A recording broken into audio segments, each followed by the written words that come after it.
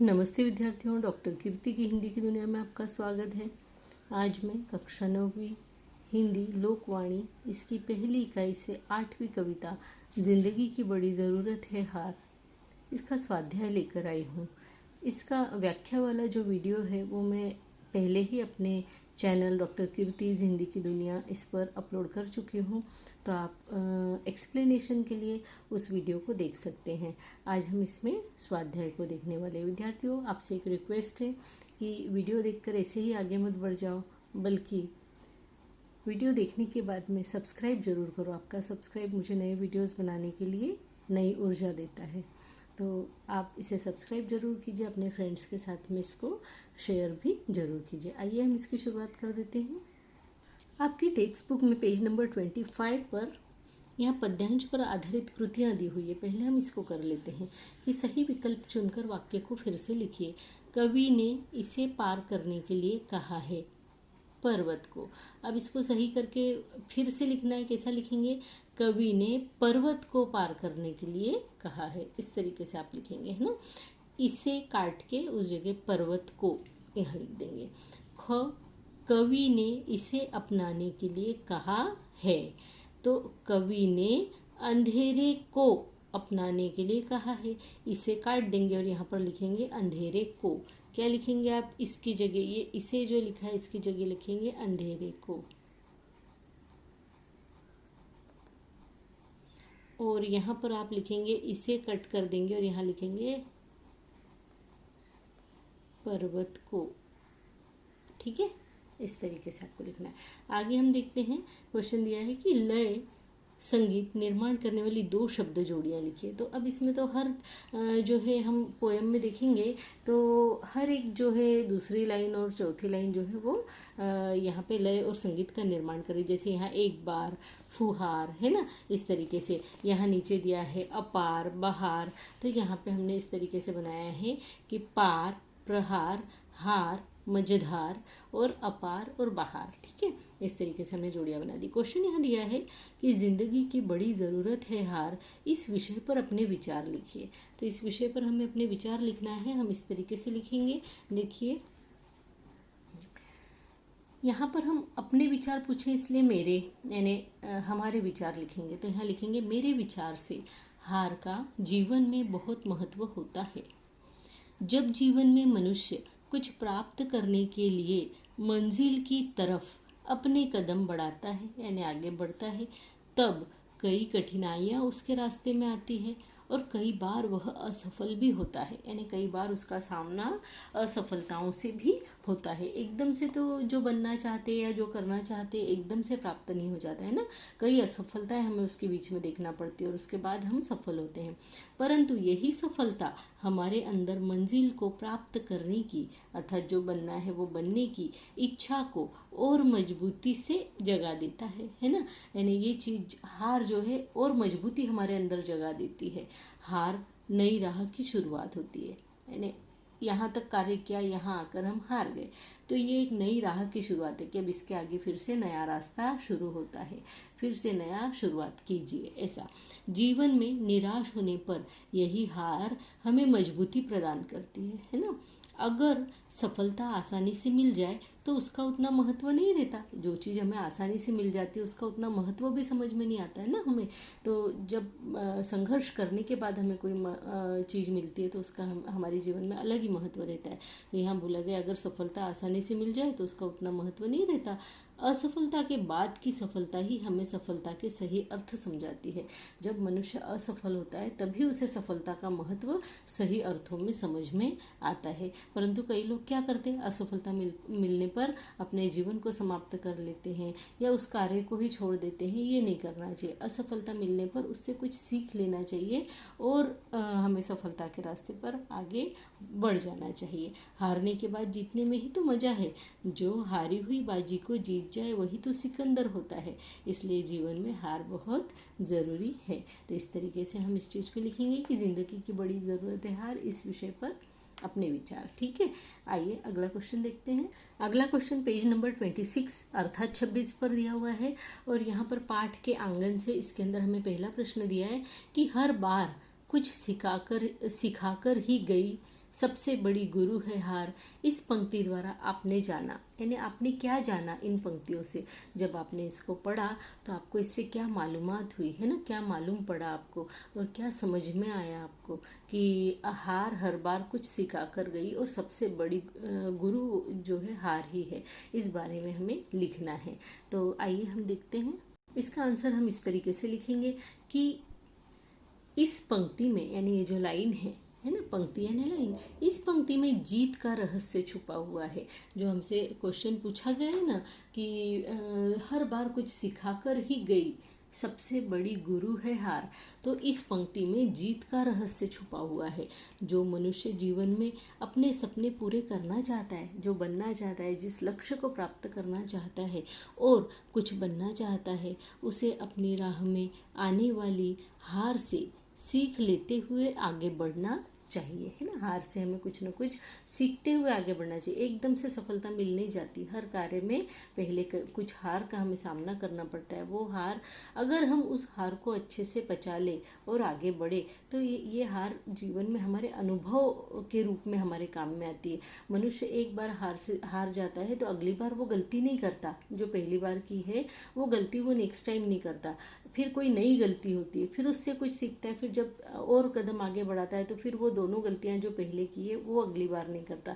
इस तरीके से यहाँ कहने का मतलब है कि हार जो है हमें कुछ ना कुछ सिखाती जाती है, जीत सिखाती है ना, सिखाती है जीतना कैसे है, आगे बढ़ना कैसे है और किस तरीके से उस हार से जो है अपने अनुभवों में वृद्धि करते जाना है, अपने अनुभवों की जो गठरी है उसको भर लेना है ना, हार से। तो ये बोल रहे हैं कि जो व्यक्ति कुछ बनना चाहता है उसे अपनी राह में आने वाली हार से सीख लेते हुए आगे बढ़ना चाहिए। हर हार के बाद मंजिल को प्राप्त करने की जिद और ज़्यादा बढ़ जाना चाहिए। यानी हार से क्या होना चाहिए, हमारी जिद और बढ़ जाना चाहिए कि अब तो मैं ये चीज़ प्राप्त करके ही रहूँगी, अब तो मैं ये चीज़ करके ही रहूँगा, है ना। इस तरह से होना चाहिए, न कि हमें उस जगह पे निराश होकर डिप्रेस होकर बैठ जाना चाहिए और हर चीज़ को छोड़ना चाहिए। ये चीज़ हमें कभी नहीं करनी चाहिए, है ना।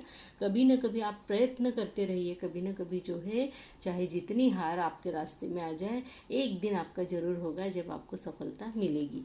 हार को हमें अपना गुरु मानना चाहिए और उसका आभार प्रकट करना चाहिए, यानी हमें उसके प्रति कृतज्ञ होना चाहिए कि उसने हमें आगे बढ़ने और मंजिल को प्राप्त करने की प्रेरणा दी, है ना।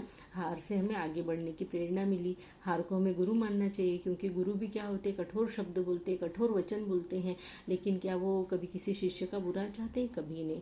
तो गुरु के जो वचन होते हैं ऊपर से ठोकते हैं जब शिष्य को, मार कूट के जो है शिष्य के भविष्य को वो गढ़ते हैं, उसके भविष्य का, अच्छे भविष्य का निर्माण करते हैं। उसी प्रकार हार जो होती है, हमें थपेड़े पड़ते हैं जब हार के, हमें जब थपेड़े पड़ते हैं परिस्थितियों के, तो ये हमें क्या करती हैं, आगे की जो जीवन है उसके लिए हमें सजाती है, संवारती है ना, प्रेरणा देती है। आगे देखते हैं।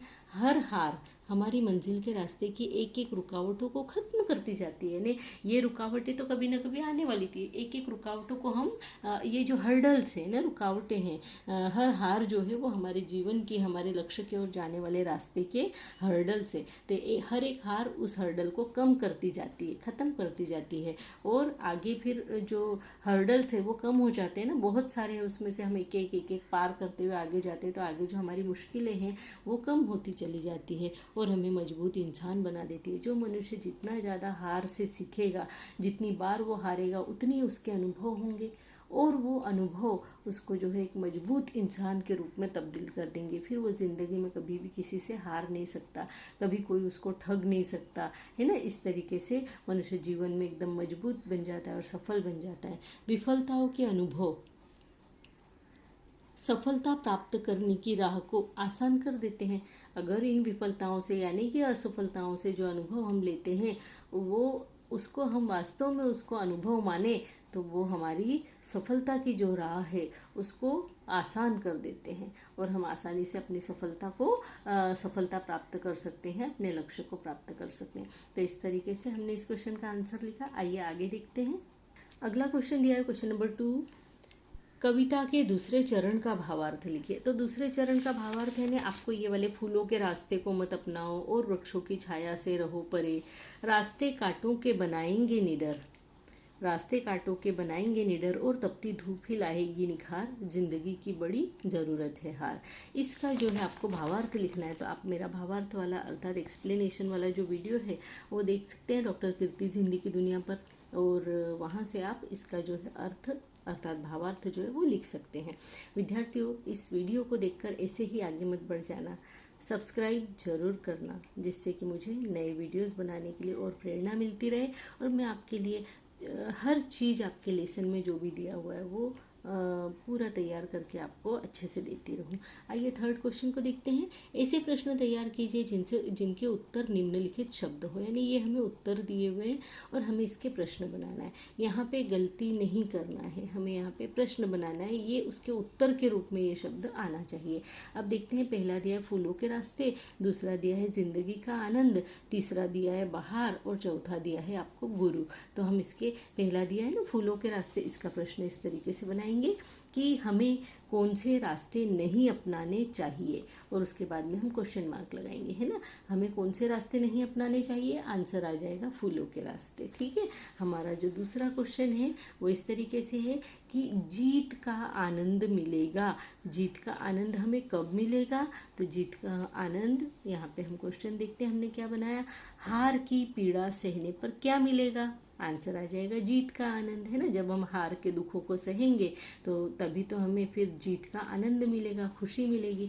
नेक्स्ट क्वेश्चन हमारा यहाँ पे दिया हुआ है बहार, यानी ये उत्तर आना चाहिए। हमने इसके लिए प्रश्न बनाया है इस तरीके से कि पतझड़ के बाद कौन मजा देती है, तो पतझड़ के बाद जो है बहार मजा देती है। पतझड़ के मौसम के बाद कौन सा मौसम आता है, बहार का मौसम आता है, बसंत का मौसम आता है, बसंत ऋतु आती है। तो हमें जो है बहार का मौसम जो है पतझड़ के बाद में मजा देता है, ये हम यहाँ पे लिखेंगे। नेक्स्ट क्वेश्चन है घ गुरु, ये इसका उत्तर होना चाहिए प्रश्न का, हमें प्रश्न बनाना है। तो हम प्रश्न में इस तरीके से प्रश्न बनाएंगे और लिखेंगे कि हार हमारे लिए किसके समान है, तो हार हमारे लिए गुरु के समान है। आगे का क्वेश्चन देख लेते हैं, क्वेश्चन नंबर 4। क्वेश्चन नंबर 4 इस तरीके से है, संजाल पूर्ण कीजिए, और संजाल पूर्ण कीजिए में हमें प्रश्न दिया हुआ है कि हार हमें देती है, हार हमें क्या देती है, तो हार हमें देती है सहनशीलता, हार हमें देती है बुलंदी, हार हमें देती है निडरता, और हार हमें देती है ताकत। ठीक है, इस तरीके से लिखेंगे। क्वेश्चन नंबर 5 को देख लेते हैं। क्वेश्चन नंबर 5 में आपको जोड़ियां बनाना है, और जोड़ियां उचित जोड़ियां मिलाइए। उचित जोड़ियां मिलाइए में हमें अ और आ, ये 2 कॉलम दिए हुए हैं, और इनको हमें सही तरीके से मिलाना है। तो इन्हें अपनाना नहीं चाहिए। कभी क्या कहता है, किसे मत अपनाओ, फूलों के रास्तों को मत अपनाओ, उस पर तो हर कोई जाता है। आप कांटों वाले रास्तों को अपनाओ, ऐसे रास्तों को अपनाओ जिस पे बहुत कम लोग गए हो, जहाँ बहुत कठिनाइयाँ हो, है ना, जो रास्ते कठिन हो उनको अपनाओ। इन्हें पार करना, यानी कभी क्या बोलता है, किसे पार करना है हमें, तो हमें पर्वतों को पार करना है। हमारे रास्ते में हर्डल्स आएंगे, है ना, पर्वत जो है हर्डल्स के समान है, उनको हमें पार करना है। तीसरा, कभी कहता है इन्हें सहना है, तो हमें किन्हें सहना है, तकदीर के प्रहार को। जो भी असफलताएं हमारे जीवन में आती है वो हमारे तकदीर का प्रहार होती है ना, तो हमें उससे सीखते हुए आगे बढ़ते जाना है।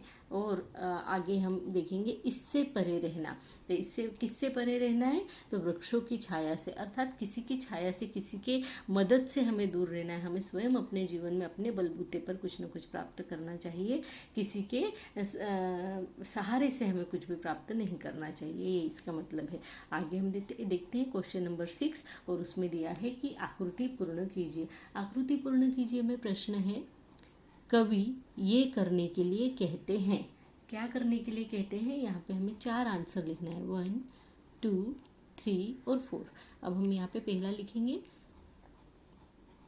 कवि अंधेरे को अपनाने के लिए कहते हैं, कवि हार की पीड़ा को सहने के लिए कहते हैं, हार का आभार प्रकट करने के लिए कहते हैं, है ना, हार का आभार प्रकट करना। और चौथा है बंजर जमीन पर मेहनत की बूंदें बरसाने के लिए कहते हैं। ठीक है, तो हम इस तरीके से इसको लिखेंगे, ये इसके आंसर हो जाएंगे।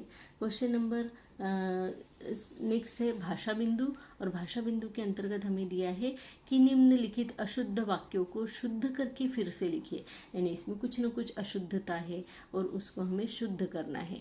यानी जो भी मिस्टेक्स है उसको हमें सुधारना है। तो यहाँ पर क्या दिया हुआ है, वृक्षों का छाया से परे रहे। तो का जो है ये मिस्टेक है और हम इस तरीके से लिखेंगे कि वृक्षों की छाया से परे रहे। ठीक है। दूसरा हमें दिया हुआ है कि पतझड़ के बाद मज़ा देता है बहार। तो मज़ा देता है बहार नहीं आएगा, पतझड़ के बाद मज़ा देती है बहार। ठीक है, इस तरीके से हो जाएगा। इसको थोड़ा छोटा कर देती हूँ ताकि आपको एक ही साथ में दिख जाए।